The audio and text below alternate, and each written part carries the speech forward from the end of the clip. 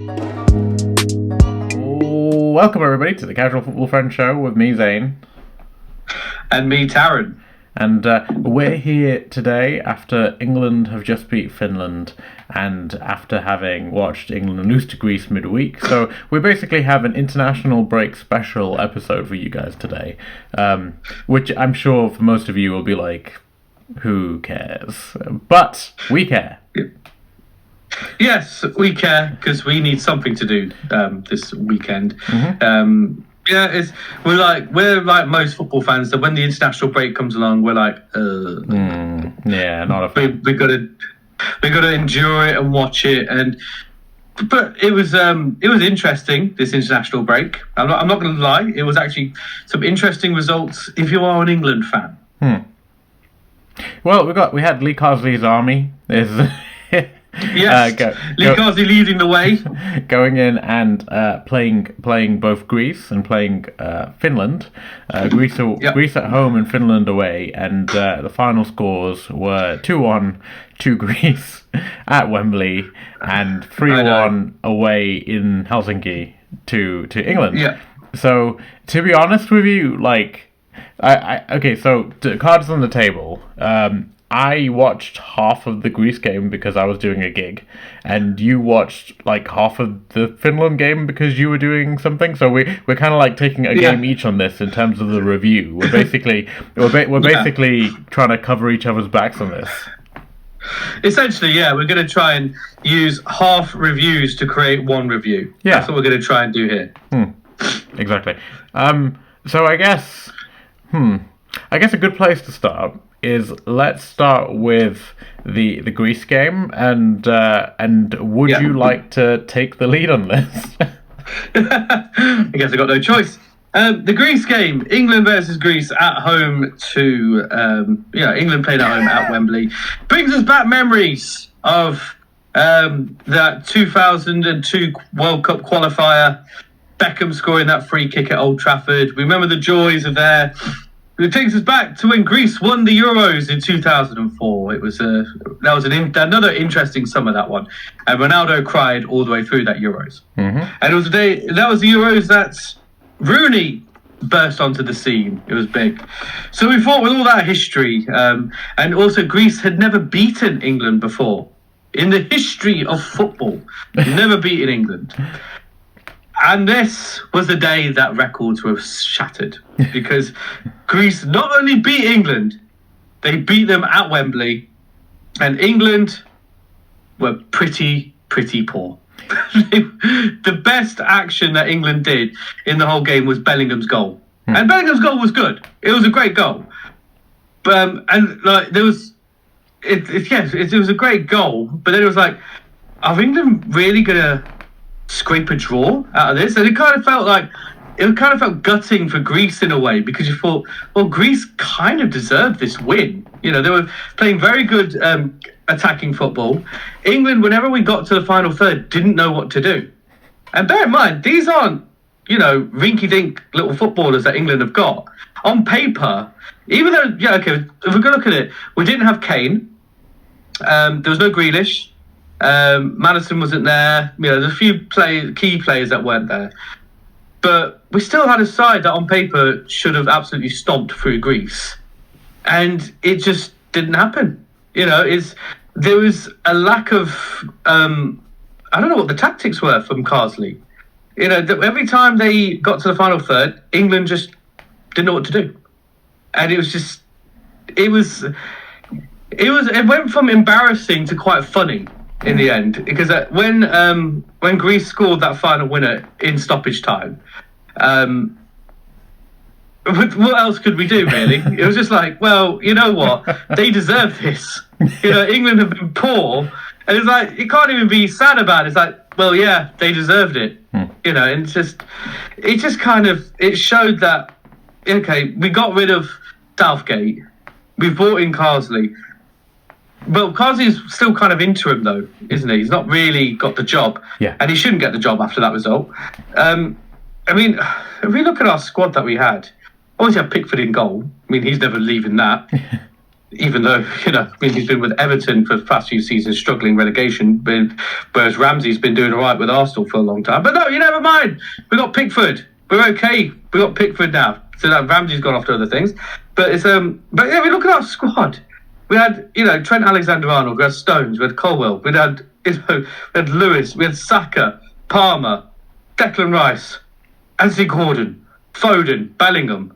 I mean, that squad on its own should be enough to just destroy Greece. Yeah, it wasn't there. I was going to say, because obviously I came in for the second half. I saw early on, pretty much in the day, that we were playing a false nine. So we were playing Bellingham in the false nine role, Foden behind him, which, to be honest with you, I was kind of skeptical about before, because again, it's just trying to fit in all the players into a system. And look, Carsley has played the false nine system in the under-21s. So he used Anthony Gordon in that position in the under-21 Euros when they won it, and they were really, really good. So I'm not surprised he gave it a shot. I feel like you got to use the right player in that role, though, and I don't know, because Bellingham played there for Madrid last season, but it's different international football, isn't it? Because you're not playing against mostly lower league Spanish teams. You're playing against international opposition. So I know Saka got injured pretty early on. He had to come off. He did. Yeah.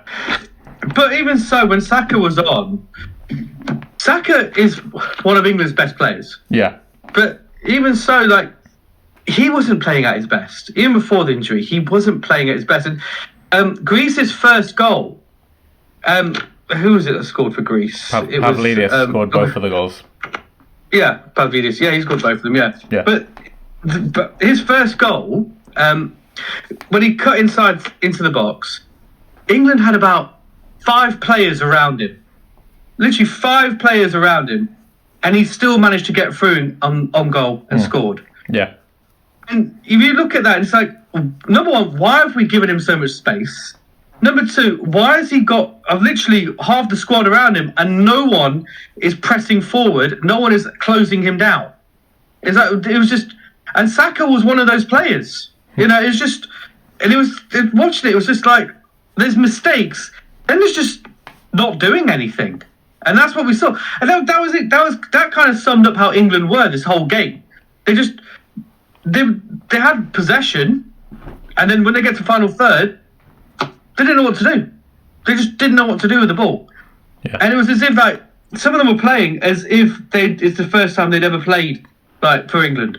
And it's just, you know what? It was frustrating to watch. But to be fair, when Solanke came on, it added a little bit of extra. That England, we did see a little bit more development in the attacking side of things when he came on. And then when Bellingham scored his equaliser, England then did what England do. We'll just sit back. Because Greece looked at it and said, oh, we've conceded a late equaliser. Okay, let's push on and see if we can win this. Then they ended up winning in the last minute of the game. And then it was just and then even then, England showed no urgency. I mean, they showed bits, but they weren't doing anything. It's just, and it was it was the same story again. It's like you're trying to just rotate a team to just fit every player in there. No, sod fitting everybody in there. You need to just try and get a team together that is just best on the pitch, that's going to work within a system. That's what you need to do. But it's the same story with England. It's we moaned about this with Southgate, but if we get rid of Southgate, we need somebody who's going to bring something new in there, and we haven't seen anything from that game. That was embarrassing for England. That result and the whole game as a whole. Yeah, I don't think Southgate loses that game. By the way, I think the team was a lot more defensively stable than Southgate. But what I did see from the highlights and from the second half is Greece didn't just deserve a 2-1 win. They could have won by 4, and it would have been pretty well deserved, because they did have the ball on the net, I think 3 more times than, so it just kind of goes to show, like, they cut through England's defence so easily for so many chances that I don't know, I do question sort of like the structural integrity of the England defence, how they ended up with, I mean, Colwill had to do the goal line clearance pretty early on as well, and I thought to myself, like, you can't, the thing is, right, when you're playing against the smaller countries, it's bad enough if you're that open, but like if you played against a top team, they would and who are clinical, they would absolutely destroy you. And I just feel like you gotta have to build from the back. And what was good about the Southgate era is we were always defensively solid, albeit the game going forward wasn't very good. But you don't want to see that part of the game regress. In order to make progress, you want to see the attacking side develop and the side going back defensively stay the same, more or less. But I feel like it is kind of regressing looking at the last 2 games. Yeah, I mean, I completely agree. With Southgate, we knew that we could more or less hold on to a lead. And we could grind out a result. But yeah, the attacking, we just needed a manager to come in who could keep the defence as it is, but just get us over the line in terms of finishing. Yeah. And now we've kind of got neither. And it's and I forgot to mention it. Yeah, Greece had, I think, was it 3 goals disallowed? 3 goals disallowed. I mean, 3 goals disallowed. It's like, yeah, okay, granted they were offside. Yeah. But it just showed that they were just able to literally just boss through England's defence. Yeah. And it's just, but yet England were incapable of doing it to them. And the only time they had a goal was when Bellingham had a shot and he started to take it outside the box. And it kind of made you think, well, if you'd done that all game, you might have been in a better position. That's right. It's just, it's like, if a team like France played us, we would have been talking about England losing about 4-5-0 after that performance. Yeah.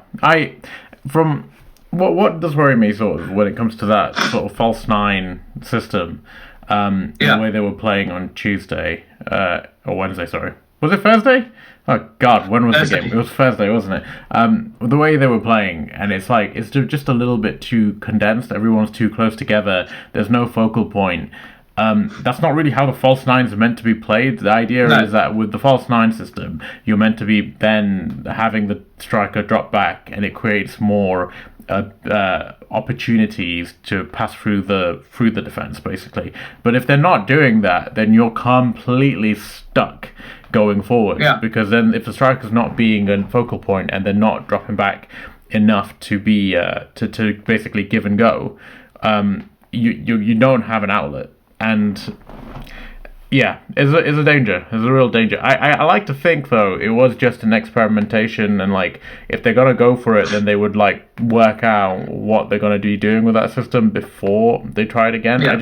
I'm surprised that Carsley, considering he's effectively auditioning for the role, it's surprising to see him experiment like that. Because normally you'd be like, I just want to get the wins, do what I know they can do, and not take any big swings. And here's the thing, I respect a big swing. I respect a big swing when it comes to tactic or football. I'm sure you do. Yeah, the big a big swing in terms of a, like, you know what, let's try this tactic out and fuck it, we're gonna like try something different here. I respect that, but I just feel like, you know, it's kind of harmed his chances. But then, did you see what he came out and said? He basically said, like, you know, I'm all right going back to the other 21s. So it's fair enough. I mean, you know, that's where his success has been so far, and he's done well for the under 21s. He's brought through some really good players for England. So I'm not going to discredit his job when it comes to his under 21 role. It's one of those where the FA just goes back to the well every time. Like, was it like even Southgate was the under 21s? Yeah, you know, even Southgate did that, and it's like, okay, the under 21s, you do great there, yeah, that's fine, but you've got a smaller pool to deal with than the under 21s. When you go to the senior levels, it's a completely different ball game. Yeah, the false 9 might have worked for him when he was in the 21s. But now, with this England squad, he's got a completely different squad. So he needs to kind of think what works best for this squad. what works best for them to get results out. And this false nine doesn't work with England. We could argue, yeah, Bellingham does that with Real Madrid, but it's a different type of squad.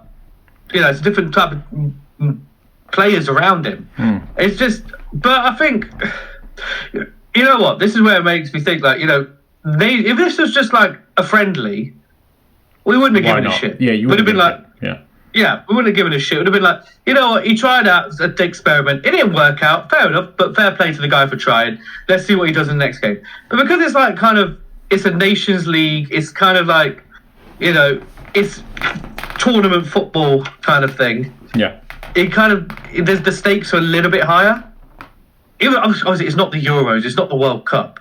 I mean, some people don't even acknowledge Nations League as a competition anyway. Yeah. But it's still competition football in a way. So it's like, I suppose if you are going to experiment in a competition, this is it. This is the competition to do it in. You don't want to be experimenting in the Euros or the World Cup. Well, there that's you what should actually Southgate have a squad. did, right? He put Trent in midfield in the Euros, and everyone's like, "What are you doing?" Like, he's never played there. So it's not to say it hasn't been done before. No, it hasn't been. Well, yeah, it has been done before, and we saw the results of it. And England staggered their way to a final. But that just shows that England have got, still on paper, one of the best squads in the world. Yeah. Yeah, that's why they can have terrible tactics and get to the final of the Euros, because the quality is so good. The individuals will carry you through. Yeah. That's it. But then eventually you'll get unstuck when you face a team like Spain, who have both the individual talent and the managerial talent. Then you're getting stuck. Whereas England just had the individual talent and the manager was just there. So but I think if we go back to the Greeks game, it was bad, but I think it's sometimes you need a shit result like that to kind of make you think, okay, I'm doing something wrong, let's fix it. And they got a great result today. Yeah. Much better from what I saw. It was much better play from England. Obviously they brought in certain players today that weren't in the Greece game, but it's okay. An experiment didn't work. Fine. It's annoying to lose at home to Greece, but but okay, we pick ourselves up and we come back again. But one thing I'll finish on this last point about the England-Greece game. It's just when the most frustrating bit of that game was in the final third. It was just like England passing from the back. Obviously defensively they were pretty poor. The fact that Greece could just cut straight through them, but in the final third they just couldn't do anything. Yeah. They'd just get there. Like I said, besides Bellingham's goal, but that's because he's decided to blast it from outside the box. But it's just, from what I saw, Foden didn't really do much at all. No. Foden could have not played and the game would have been exactly the same. It's just, there was so frustration. Yeah, when Solanke came on, that gave him a little bit of an extra kind of, a target man. He did try to create something, but even so, it's one of those late substitutions where you've brought him on and you're expecting miracles to happen. And we've moaned about this with Cooper at Leicester. Yeah. We've moaned about it all the time with Southgate. And now Carsley's done the same thing. He brought Solanke on. I mean, what time did he bring Solanke on? It was quite late on in the game. The 72nd minute. Okay, so it wasn't too late, but it's still not enough time. When you see it's not working, do it. When you see that tactic's not working, you definitely change it earlier than 72 minutes. When you see that, you make the changes. When you're losing and you're in dire need of a focal point, you 100% do that change earlier than 72 minutes. Yeah, and it's like he took off Anthony Gordon in the 60th minute, brought on Ollie Watkins, and Ollie Watkins was doing some good play. Why didn't you start with Watkins? It's just another one of those that Ollie Watkins has been brilliant in the Premier League from the start. Okay, he didn't get on the score sheet straight away, but he was creating these chances. And why didn't you start with him? So I think it's just another one of those. I was going to say, I think that ties us in nicely to today's game because, I will say, right, so when it comes to the Greece game, England were missing Kane because of injury. Yeah, they were. I feel like, it's going to be hard enough for Watkins to get games while Kane is like the main striker. Even though Watkins is so good, I just feel like games like the Thursday game when Kane is outright injured, surely you give Watkins his chance. You know what I mean? Because he's more than earned it, and we all know the only reason he's not going to be England's number 9 every single game is because of Kane. If Kane's not there, then surely Watkins has to start every time. Exactly. Yeah. Exactly. But moving into today's game, a lot better. To be honest with you, it's much better result, much better style of play. I think a few big points. I say big points. It's a Nations League game against Finland, but a few points to consider. I think Angel Gomez is really good, and I think so he starts in centre midfield next to Declan Rice today, and it generally like. A player like that just gives you so much more control in the game. Like I know we've been talking about not having like a Rodri and like a Modric, somebody who can dictate from sort of deep. And I just feel like Gomez can become that kind of player because nobody else really fits that role. We don't have a dictator in that role. We've only got people like Mainu who's more sort of advanced and a really good dribbler.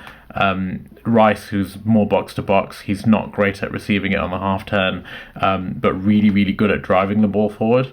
Gomez is, I think, the answer to that, and I think it was quite a bold but really good, decent move by Carsley to bring him in, knowing his talents from the under-21s, because that's where he basically played in England under-21s Euros winning team.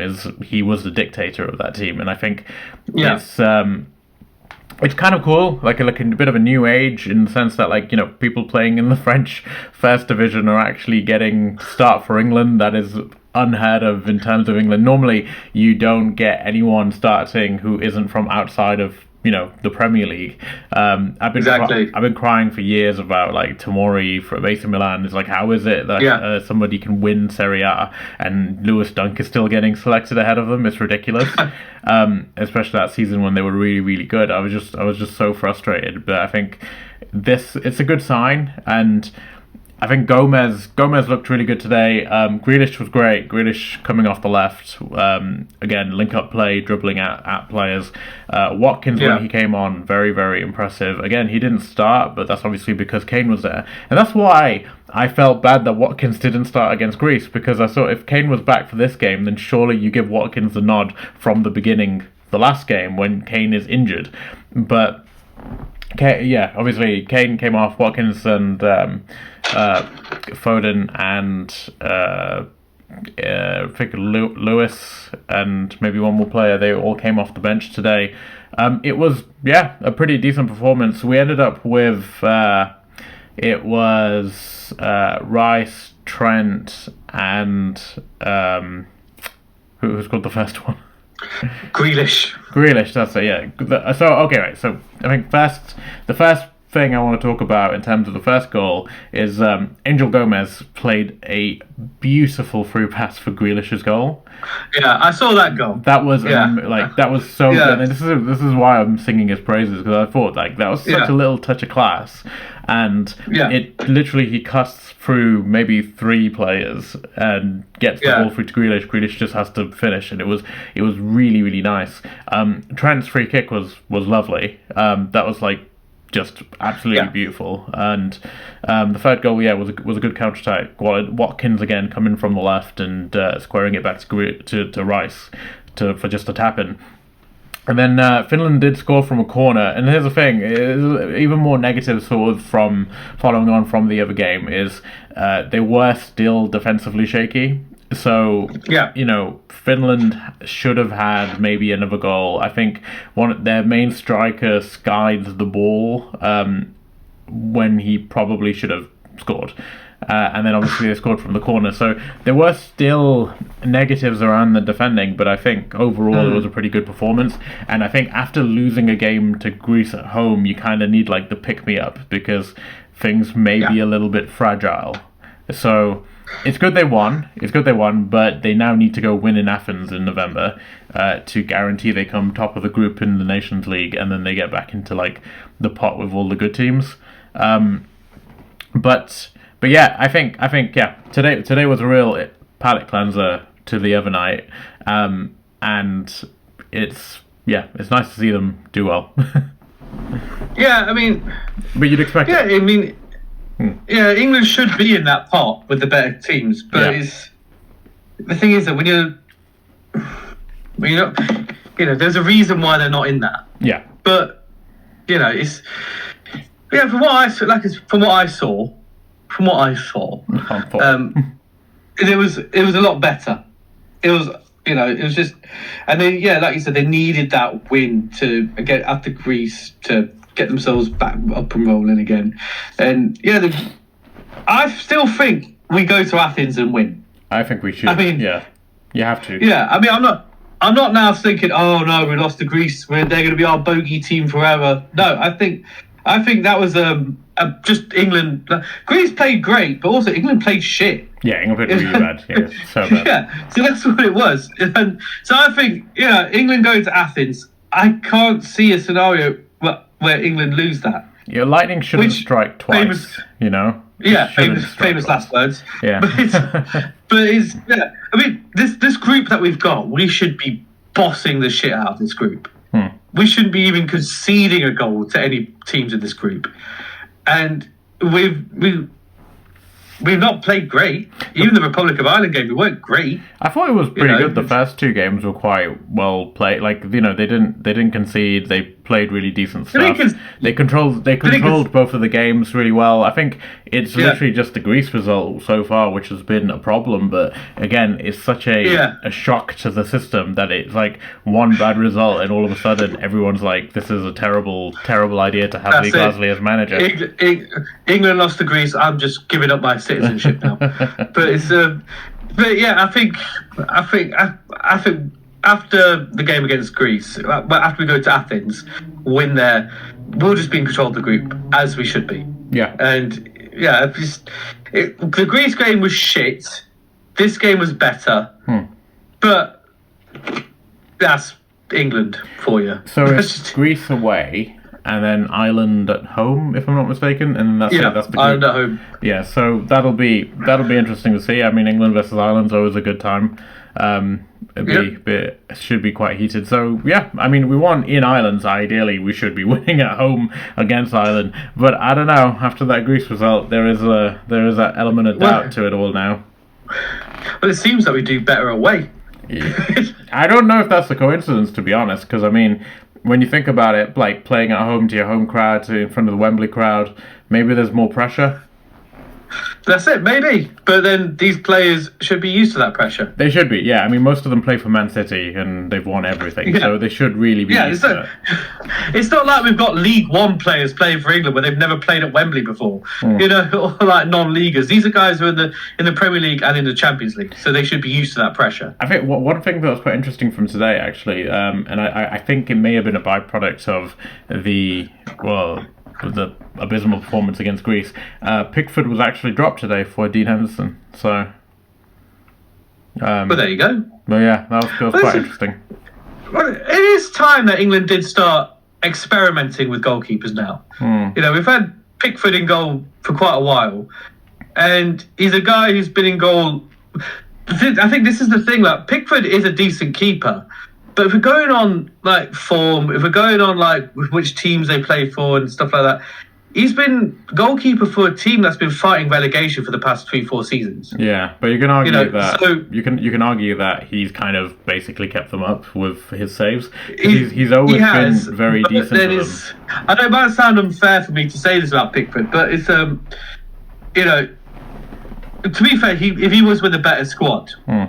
He would be bossing it right now. The question is, who else is there? Like, I don't think there's really a huge selection of England goalkeepers. I mean, there's Pickford, Pope, and Henderson, and Ramsdale. Ramsdale. You said Ramsey a few times earlier. I was like, I said Ramsey a few times. I was like, I've got this wrong. I've got this wrong somewhere. Ramsdale. It's Ramsdale. Yeah, Ramsdale. But it's Ramsdale. There's a few. I don't know. I don't think he's that much of a jump up. I really don't. I mean, he's had to drop off from Arsenal and go down to Southampton. Like, he's not clearly he's not a top level keeper. What I'm trying to say is, it's not that any of these guys are bad keepers. It's just that how much of a real improvement are you going to get between Pickford, Ramsdale, and Pope, and Henderson? You know what I mean? There's no outright world class, but it's not like a Kane situation where one of them is significantly better than the others. Yeah, well, like Kane, and when Kane's not playing, you feel it. Yeah, it's just. Yeah, I suppose you are right there, but England, but we've got enough of good enough players in the outfield that they should be, and we should be able to rotate some players in there. That I think today's squad was, if we go squad to squad, I think today's squad was significantly better than the lineup. Was better than what we had against Greece. It was a better lineup in that sense. But then that lineup we had against Greece weren't exactly a shit lineup. There was if you had your own club and you'd still, if you got given that team sheet to play for your team, you would take that team straight away. Yeah, you would. But at least it's over. At least it's over. I mean, okay, carrying on with like the international buzz. I've got in front of me the odds checker odds for the next England manager. So Lee Carsley is kind of confirmed he probably won't be getting it, in the sense that he's saying himself, like, I'll be happy to go back to the under-21s. This is only interim. So well, if he doesn't fancy it, he doesn't fancy it. I don't think he's only doing this. He's not said he doesn't fancy it. He's basically confirmed, like, he's not going to leave the England setup just if he doesn't get this job. No, he'll still be part of it in some shape or form. Yeah. So I thought it'd be funny to like talk about the potential England managers that we currently have odds on for being the favourites of taking over here. Go on, lay it on me. So it looks like the odds-on favourites to get the job, and the one that they've actually spoken to already. So for odds of 1 to 2, which I think is really bad odds, right? It's bad odds if you want to place a bet. Right, okay. In terms of like good odds, like that means it's pretty much the favourite clear. Is Thomas Tuchel. Ooh. Yeah, Thomas. That would be interesting. Thomas Tuchel. So to be fair, I think that could work. Well, I mean, he's a very successful manager. He won the Champions League with a Chelsea team that were not favourites against Man City. No, they weren't. He is a fiery man who's had problems at every club he's been at, has fallen out with the board, but he gets results. He's been a success at PSG. He's been a success at Man City, at Chelsea. He's been a success in Dortmund. So it'll be interesting if he got the job, to be honest with you. I think he also knows how to get the best out of younger players. I mean, that Chelsea team that won the Champions League, it, the core of it were based on Mount and Abraham and like the youngsters around that time. So it'd be interesting. Well, you know what? Maybe that's what England need, because at the moment, the past few managers we've had, they've all been nice guys. Like Lee Carsley. He's the kind of guy that you'd meet down the pub, that you'd hang out with. He knows the kind of dude that you see down the market selling you like apples and stuff. He's a skinhead, isn't he? So. Yeah, proper skinhead. And then, but nice skinhead. And then there's that Gareth Southgate who just looks like some kind of geography teacher. He definitely looks like a teacher. He's definitely a teacher, especially with the waistcoat on. Like that. Oh, the waistcoat, yeah. You can see him and he'd be one of those teachers who'd like say, I'm Mr. Southgate, but you could call me Mr. S. That kind of douche. But they've all been like, and even before Southgate, like the Roy Hodgson era. Go back even Allardyce, but for that week. But they've all been kind of like, they're good managers in their own way. Yeah. But they're not. They've never been like fiery characters. No, they've never been like, if you don't do as I say, I'm gonna kick the shit out of you. The last one will have been Capello, and again, that's Fabio Capello, who is a famous character. But I think what they did after him is they overcorrected, and they went, because so many of the players complained about Capello's camps, where they felt like they were being treated too harshly. I think the FA overcorrected at that point and went, we have to keep getting people who the players want to be friends with. And it kind of worked. Well, it worked because it worked. Southgate's camps were good, and they felt valued as people, the players, and they all became friends. And that's the only reason why they had success in tournaments, is because they stopped letting the barriers between their clubs get in the way of their international teams. But yeah, we got but back then when Capello was there was issues like there was a language issue. So when you can't directly communicate with your players, you will struggle to get to build that kind of relationship with them. And there was the issue back then that people they had club divisions within England at that point. Man United players sat with Man United players. The Chelsea players sat with Chelsea players. They didn't have that kind of cohesion that they've got today, which Southgate in a way has kind of got out of the players. Well, that's what I just said. It's like Southgate's the reason why that's not a thing anymore. Yeah. So what we need now is someone who can maintain that cohesion and just give that little bit of fire to them. That's what they need, and I think a Thomas Tuchel would actually. I can see why he would be odds-on favourite for that, because he can get the best out of it. Yeah, okay, we might have some HR issues. We might have some the manager shouted at me today. The manager said I'm a prick. But then he's not doing it to just be a dick. He's doing it because he has to. And this is why a lot of people look back and say, oh, if only Brian Clough had become England manager, because he would have been quite similar like that. Because he would have built that cohesion, which he did at Forest, which he did at Derby. Didn't quite do it at Leeds, but he built that cohesion. But yet he was like, the players got on with him, but you didn't want to cross him. No. And that's the same thing. It's a similar aspect with Thomas Tuchel. It's exactly similar. Like, he'll get the best out of you, but if you piss him off, he's not going to be like Gareth Southgate, like, oh, it's all right, mate, it's just bants. He's going to. He'll kick the shit out of you on it. So that's kind of what England need. They need somebody I think they need a winner. And I think it's so important to have somebody who has an experience of winning. Just like how it's, you want to be involving as many players from successful clubs as possible. Because you know how people always complain that there's a big club bias, and it's like, that's obvious though. There's obviously going to be a big club bias, because the big clubs who win things, they will have players who have winning mentality, and that mentality is priceless. I think having you have more Man City players, they're winners. They're people who have been winning. So when they get to the bigger occasions, it's not going to faze them. And I think it applies to the managers just as much. Thomas Tuchel. Definitely. He's won the Champions League. He's won the best thing you can win at international club level. Sorry. Yeah. So I think he's a really decent shout. I really do. I mean, you want to get a manager who can maximize the potential of this current extremely talented group of players.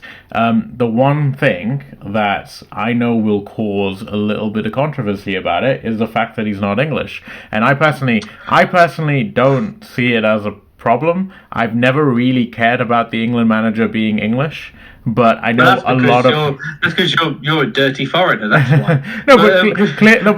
I just think you do what you have to do to win. I also don't think there are any English coaches who are at that same level who have won things, and that's such a key thing. I know people talk about, and we'll get to them later, but the other managers who are on this list, some of them are very, very good managers who are English, and I think have a lot of promise, but they haven't won things. And for me, winning is so important, because you don't want someone like, for example, Southgate, where they get to the finals and they make indecisive decisions.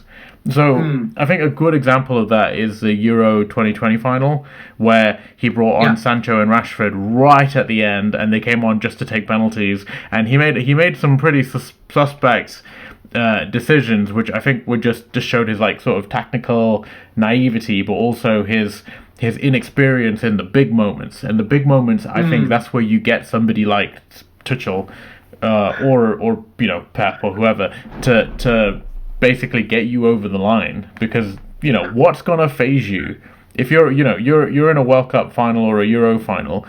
If you've been in multiple Champions League finals already, then that's not gonna phase you. And I feel like somebody like Lee Carsley, maybe like Southgate, like a lot of the other managers on this list. I think because they haven't got the experience of being in those finals, they'll get phased by it. Well, you get who's best for the job, and it's if we go like good example when you use that Euro 2020 final. Yeah. If you looked at the two managers going against each other, you had Southgate, who's the pinnacle of his career was it lifting the League Cup. Yeah. With Middlesbrough. Yeah. And as a manager, he didn't win fuck all. Yeah. And then you put him, who's not used to the big moments, against a Mancini.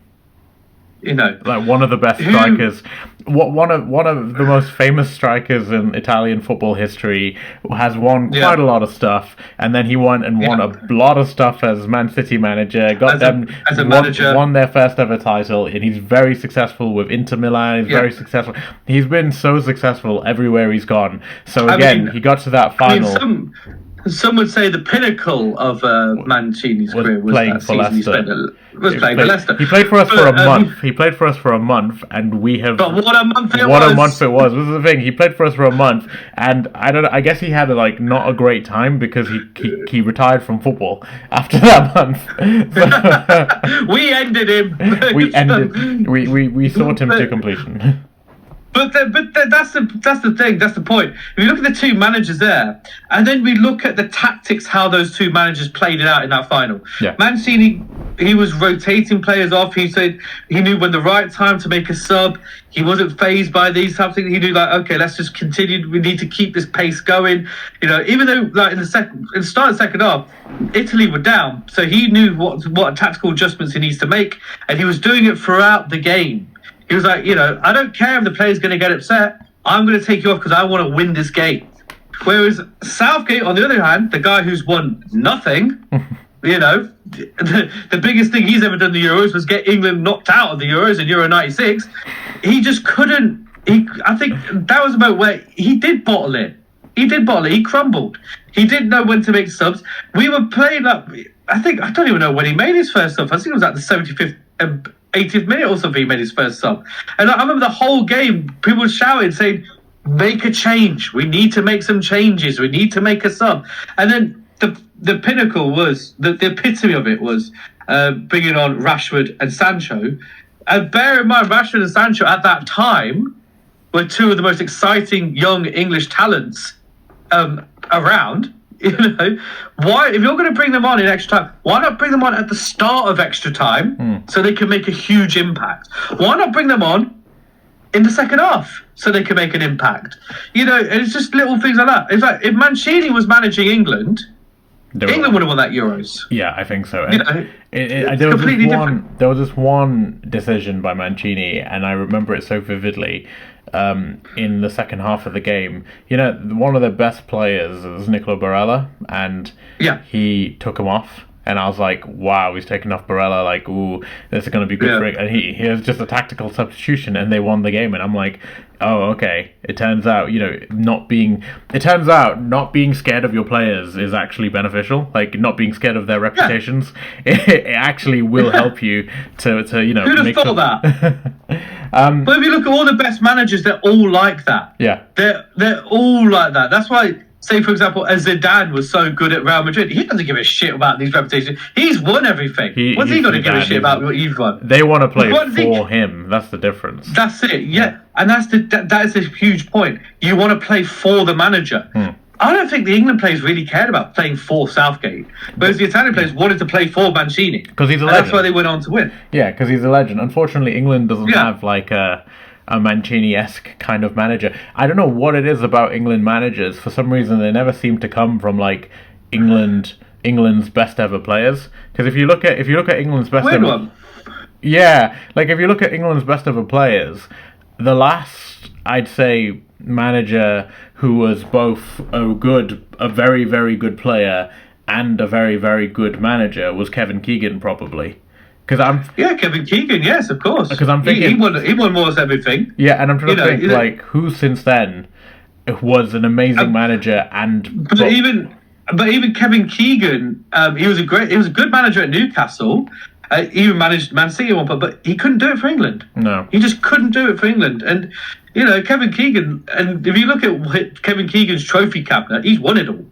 The only other one, like, yeah, that's the thing. Like, England legendary players, they don't, for some reason, we just don't tend to make the best managers when it comes to at club level. But no, even in club football, if you look at it, we're not the top 4 teams in the Premier League right now. They're not English managers. There aren't English managers. There aren't English managers managing any of the top teams in England. It's always the bottom half.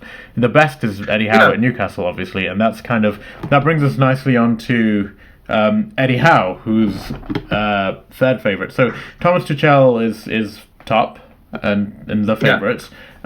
Second is Lee Carsley, which is kind of a given considering he's already got the job technically. He's 4-1, and then joint third is 3 managers with a odds of 8-1, and those are Eddie Howe, Pep Guardiola, and Graham Potter.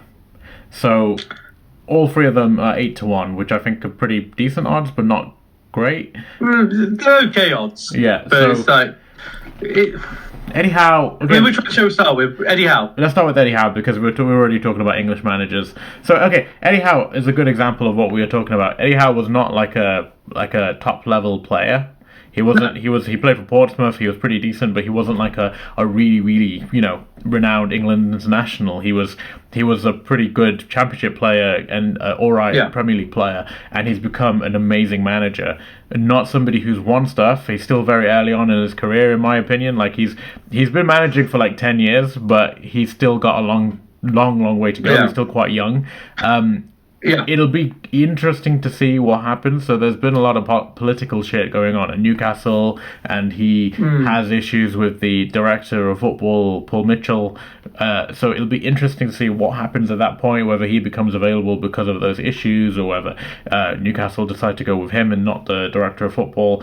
But let's talk about Eddie Howe's England, right? So Eddie Howe is a very, very attack-minded coach. His play is basically high tempo. Everybody presses all the time. So if you cast your mind back to his first full season with Newcastle, that was the season Newcastle finished 4th, and they played some very, very good football, and they were basically they more than earned their place in the Champions League. But the season after that, you could see that the players were always too tired when it came to the Premier League, and that's because his style absolutely wiped out the players because they had to constantly press all the time. So it'd be exciting if Eddie Howe was the England manager in terms of the style of play for me. The only discredit is obviously he's not won anything, but then again, neither did De La Fuente at Spain when he became the manager. No. So, and sometimes you don't have to be an amazing club manager to become a great international manager. We just look at Joachim Löw at Germany. Yeah, he won everything at Germany, and did he win the Euros? No, he didn't win the Euros. But he won the World Cup with Germany, and he made Germany like a powerhouse again. You know. At club level, he never really won much. He was, I think he was the assistant to Klinsmann, and then when Klinsmann left, he got the job full time, and then all of a sudden they were really, really good under Joachim Löw. Yeah. But again, it's like he kind of got the job without having the standout credentials.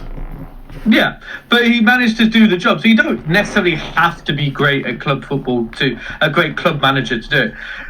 Eddie Howe, he did a great job at Bournemouth. Yeah. He did a great job there, and that's what got him the Newcastle job. Yeah. And I think Newcastle, if they don't get all with their politics and everything, Eddie Howe can do some great things at Newcastle as well. Yeah. He already has won anything. Yeah, he already has done, but he could do greater. Yeah. But I think, he hasn't won anything with Newcastle yet. But Newcastle haven't won anything for many years anyway. I was going to say. So I mean, I think with Eddie Howe, out of the crop of English managers, he would be the one I'd say, if we're going to pick an English manager, he's the one I'd say I'd kind of want to take the reins over Graham Potter. I'd more rather Eddie Howe, because that's one thing we were lacking in the Euros and during the whole Southgate era was that high press. And Eddie Howe, that's all he wants to do. is just play high press. He loves it. He dreams about it. That's what he does. And so that's why I think, if I was going to pick any English manager, I'd say Eddie Howe. He would be my front runner, but I just feel that Eddie Howe, even though he's like 45, 46, I just think it's a bit soon. I don't know why, but I feel it's a bit, even though he's in his mid-40s, I still think it's a bit soon for him to just leave Newcastle and go take the England job. I think give him another couple of seasons at Newcastle, and then we'll see it. I think, that's how I feel. I think maybe I want to see him at like a elite level club first. Yeah, and I know obviously Southgate didn't have that, and Allardyce definitely didn't have that. Capello and Hodgson didn't have that either. I mean, he was at Liverpool. No, he didn't. He was at Liverpool for half a year, and he didn't do very well. Yeah. And got sacked. No, he didn't. But Eddie Howe, I think his performance at like an elite level club would be really interesting to me, because I think especially with his style of play, like he could play some real dominating football. An English manager has never won the Premier League.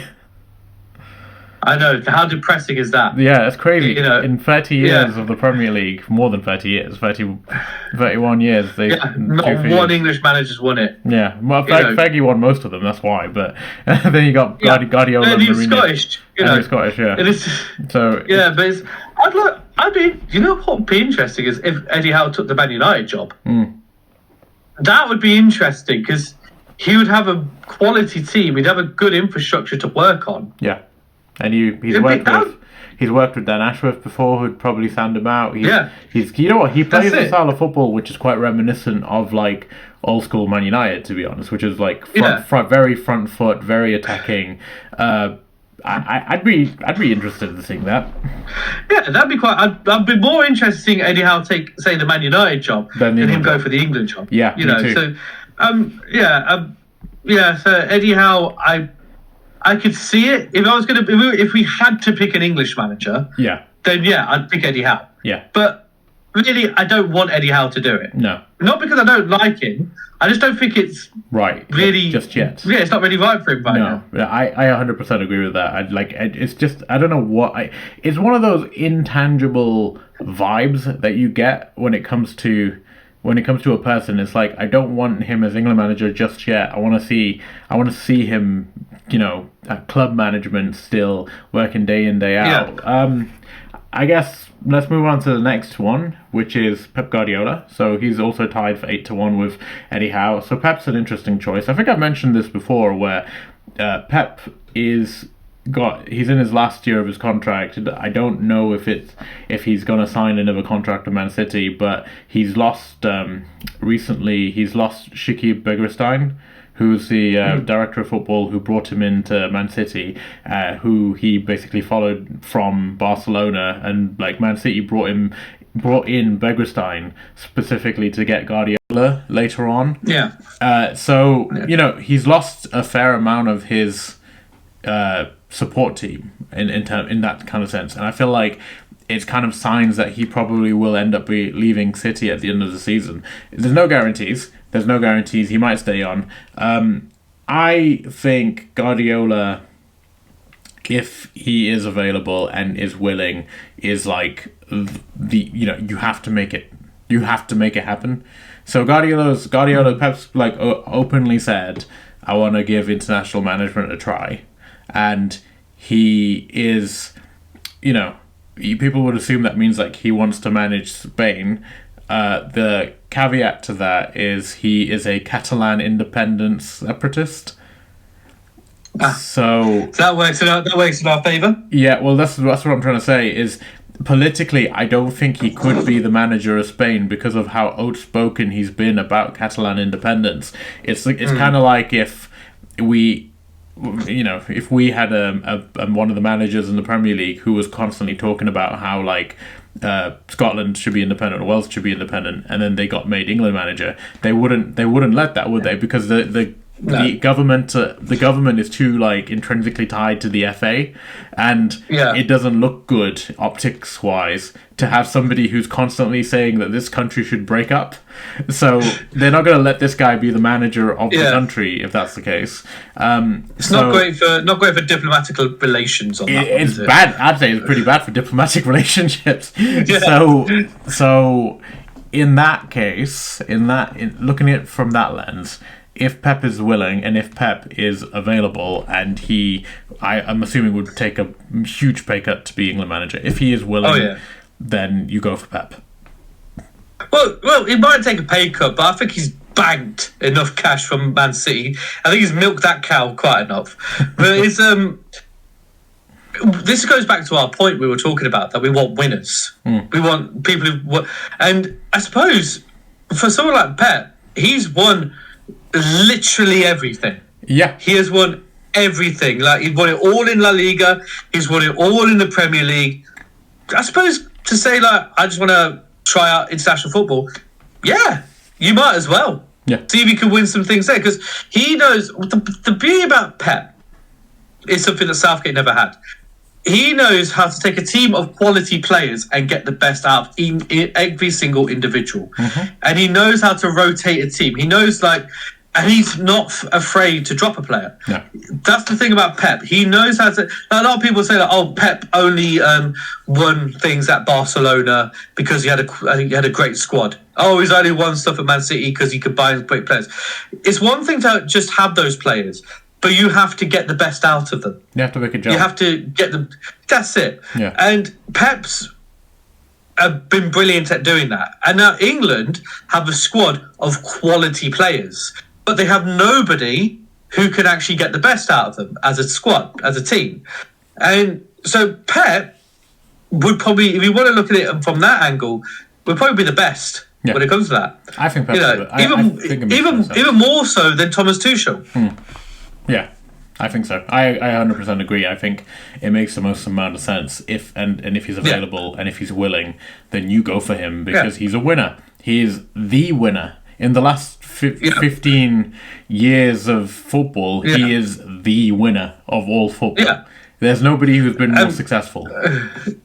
He's won everything. Multiple times. The only thing he's not won is an international trophy. Yeah. So, and if he comes knocking and says, you know, I want the England job, and the FA go, ooh, I don't know, let's give it to Lee Carsley, then I would just be riots. There would be riots on the street if Pep Guardiola said, I want to be England manager, and England said, no, we're going to give it to Carsley.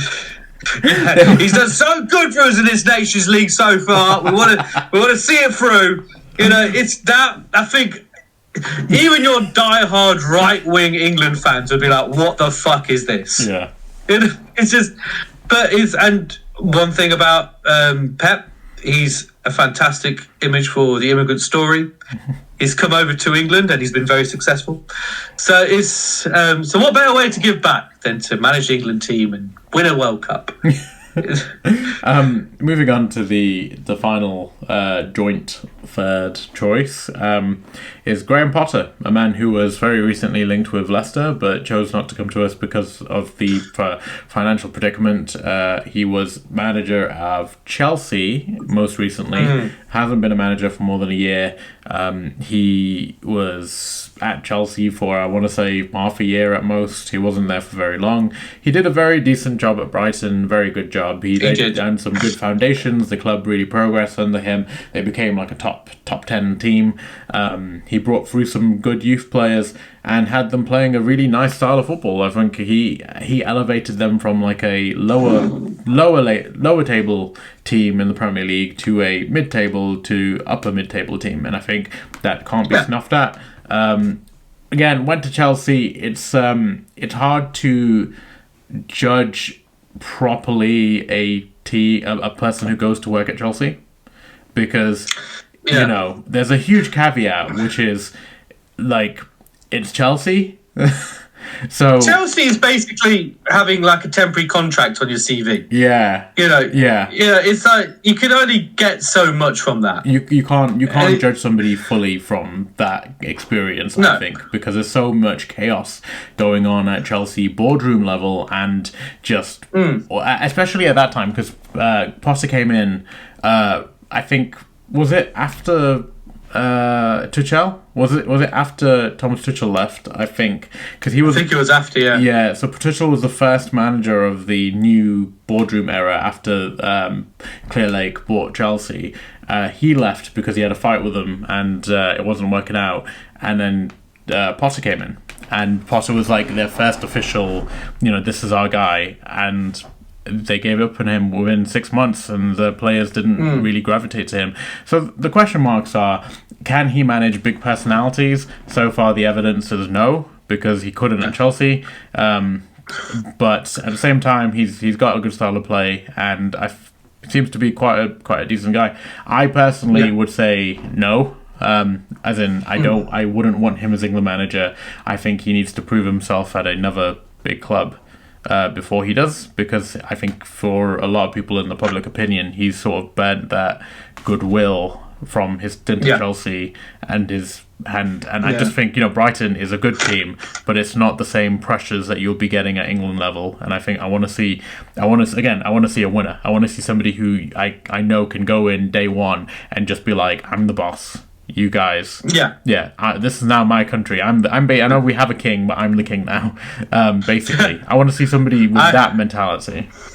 I am the captain now. Basically, I think out of all the managers there, Potter is my least favorite attractive one. My least favorite. Yeah.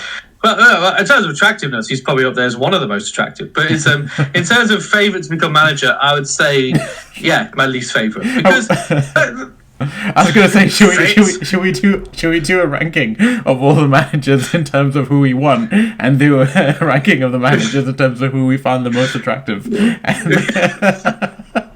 Who can play and who's sexy? Maybe another time. Yeah, maybe another time. But I think out of all of them, I'd say he is my least favourite. Yeah. And that's not because I think he's a shit manager. No. I just don't think he's done anything noteworthy for me to say, he should definitely get the England job. Because it's just... But then again, it's like, I say that, but Southgate did nothing noteworthy to get the England job. Roy Hodgson didn't really do much, really, to get the England job. Obviously Kevin Keegan did a lot, but it's like, I think it's important. McLaren did nothing to earn the England job. I think it's important to look at like who he's being compared to in that list, right? And if we're talking strictly the Englishmen, we've got Carsley, Howe, and Potter. And then you go Howe all day. Yeah, then you go Howe all day. And when you come to when you're talking like the full list, like you can't go Potter over Guardiola and Tuchel if you have the option of Guardiola or Tuchel. So this is the problem that the FA has. I know we all want it to. There's something romantic and nice about having it be a person from that country managing the team to go on to win. We'd all want to see that, but unfortunately it doesn't work like that. You want the person who's best for the job, who can get the best results. I mean, there was not too long ago that big Phil Scolari was manager at Portugal. So he's not Portuguese. Well, I just think there's nothing wrong with it. No, there's nothing wrong with it. I mean, for me, it's the amount of times that like Brazil have tried to get Ancelotti. So they're not. Yeah. That's Brazil, who famously produced some of the best players in history. So they're not above it. No, they're not above it. So why are we so up ourselves that we wouldn't? Because I saw people who are defenders of like we should only go for English. They're like, oh well, Italy wouldn't choose somebody who's not Italian. No shit, they've got some of the best managers in history. Yeah, and current living managers. That's the thing. If England had the quality of managers, Italy or if France England produced that quality that Italy can, then we would never go for a non-English manager because we probably would have won stuff by now. Yeah. And so we'd be like, well, why the hell would we go for a non-English manager? But we haven't. No. We're not as successful of a nation as we like to think we are. It's ridiculous. We've won one World Cup and we've been in 2 Euros finals. You know, and everyone was going on about, oh yeah, the last Euros final. Oh, this is our first final on foreign soil. On foreign soil, we've only been in 3 finals. You know, it's like let's just calm it down a little bit. You know, we're not as good as we think we are. You know, so that's why it's like we do need to start thinking that, well, maybe a foreign manager. We did it with Sven, but Sven was good, and he got us to becoming a very good quarter-final team. But then we'd have unlucky results here and there, you know. But Sven was good, but it didn't quite work. Capello, I think there was a lot of things working against it. I still think the language barrier was a problem because he couldn't properly communicate with the players. And there was an issue with, obviously the dressing room was going off on one. But then you look at who we've got now. Yeah. We've got Pep, who's managed in England. Bear in mind, Sven and Capello didn't manage in England at any point. Yeah. But we've got Pep, who's managed in England, been successful in England. He understands Pep, who's managed half of the players in the England team. Exactly. He knows them already. They're literally in his team already. Exactly. And so you're already getting players from Pep's team going into the squad. So obviously he's doing something right. Exactly. You know, so that's why it's like it makes sense if you're going to pick any of those, and if you don't go for Pep, then why would you not go for Thomas Tuchel? You know, so it's like, and if you go for neither of them, then okay, then you're kind of stuck. And then you say, okay, we'll go for Eddie Howe. But you know what? I see all of this as nonsense. Okay, who do you think is going to get it? I think it'll probably be either Graham Potter or Lee Carsley. Okay, why? So not Howe. I think Howe may not want it really as much as the rest of them, but I think the FA have this habit where they do like to just kind of go for their guy. Yeah, they do have this habit where it's like, we could have the best manager come manage England, but we've kind of got our own guy over here, and we kind of like to just deal with them. So that's why I could see it. I wouldn't be surprised if when they announced the big announcement when we got the England manager, and they do say, "Oh, we've given Lee Carsley the role full time." I would not be surprised if that happens. Let's let's review like the final sort of names on the list, and so we've got obviously the last name was Graham Potter at 8-1. The next odds are 40-1, so drastically lower. It's Kieran McKenna, the manager of Ipswich, tied with Frank Lampard, also the manager of no one, and both of them are 40-1. Well, that's got to be quite a kick in the dick when you're tied odds to get a job with somebody who's not even in a job. Yeah. I don't think either of those make sense. Either of them. Yeah. No, neither of them make sense. Kieran McKenna's he's doing good for Ipswich. Yeah. But he needs to kind of focus on that. Yeah, exactly. At the moment. And Lampard, I don't see how you can justify putting in Lampard, because everywhere he's managed, he had, out of the various club spells he's had,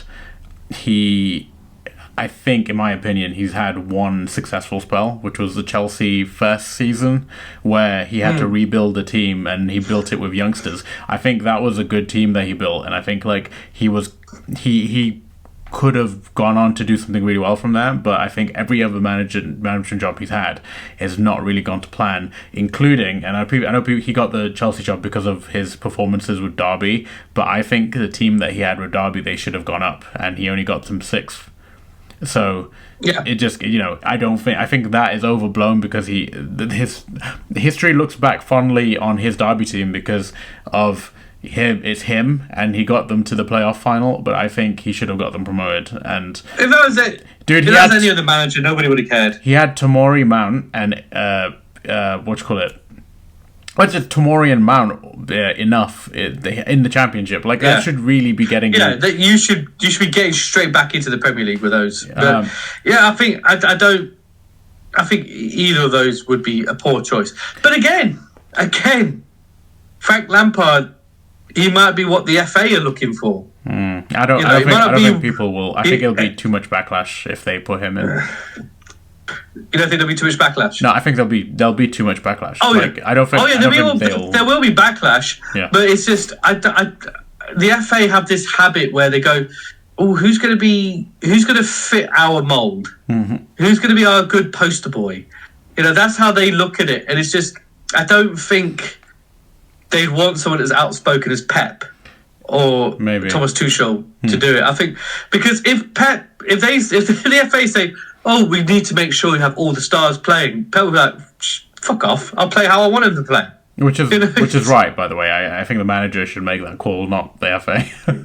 Yeah.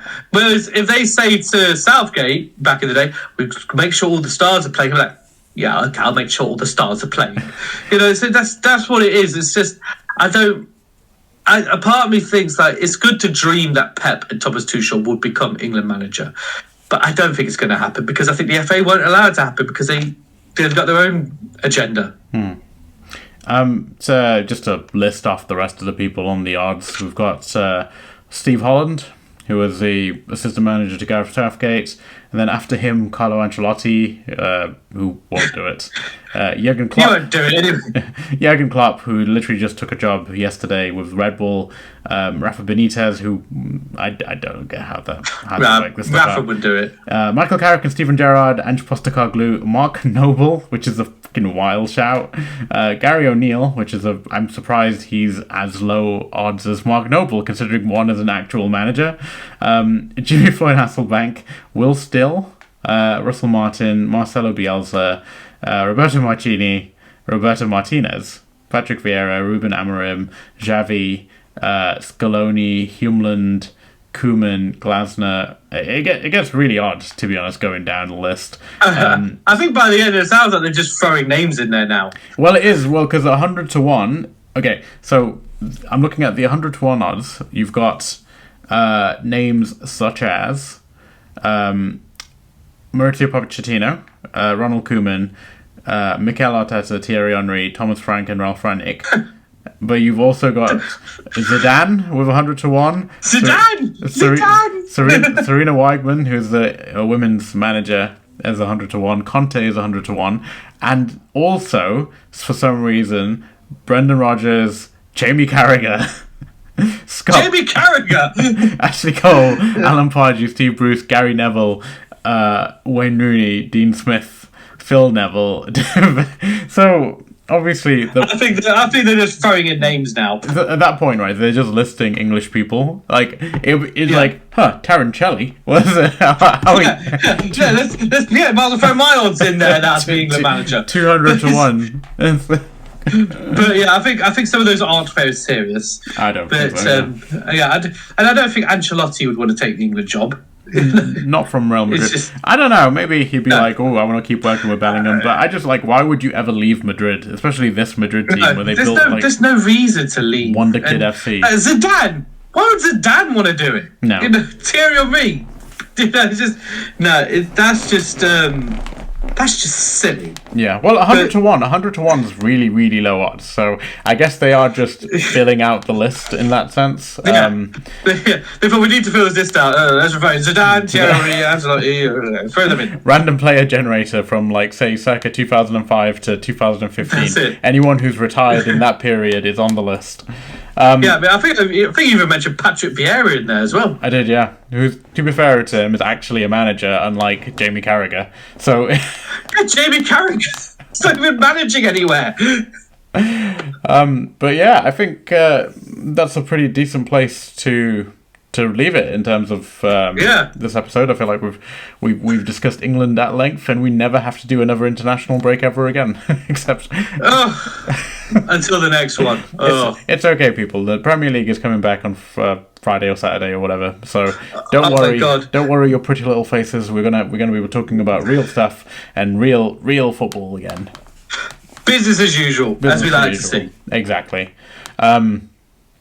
Well, in the meantime, I've been Zane. I've been Taryn. And we'll see you guys later. Bye.